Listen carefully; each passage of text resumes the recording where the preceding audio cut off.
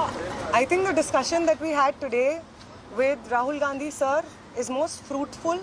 ऐसे discussions जो इस देश की शिक्षा व्यवस्था पे होते ही नहीं है, शिक्षा व्यवस्था पे चर्चा नहीं होती है, इस पूरे शिक्षा व्यवस्था को जिस तरीके से टेक ओवर करके यंग प्रॉमिसिंग माइंड्स को, उनकी एजुकेशन को, लर्निंग को, क्यूरियोसिटी को ख़त्म कर दिया जा रहा है, इस पे कोई डिस्कशन नहीं होता है. And it was a wonderful discussion on that. और एक और जो हमारा कंसर्न है, जो हमने सर के साथ शेयर किया, कि आज बिहार बंद का एक कॉल था, जिस कॉल से पहले कल बड़ी संख्या में स्टूडेंट एक्टिविस्ट्स को बिहार पुलिस ने गिरफ्तार किया और रात तक, देर रात तक हमें नहीं मालूम था कि वो कहाँ थे.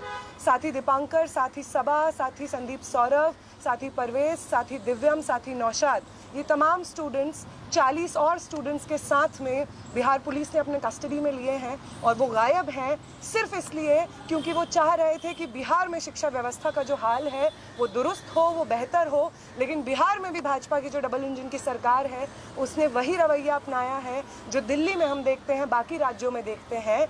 और जो तीनों डिमांड सर ने यहाँ पे रखी हैं, वो बिल्कुल सही मायने में इस देश के नौजवानों, छात्रों की डिमांड्स हैं.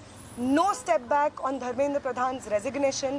No change in ministry. No bill against paper leak is going to satisfy the demand कि धर्मेंद्र replace the demand कि धर्मेंद्र प्रधान का इस्तीफा होना चाहिए.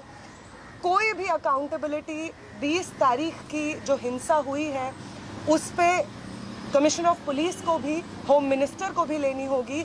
इस पे कोई डिस्कशन, कोई भी ऊपर नीचे हमें एक्सेप्टेबल नहीं है.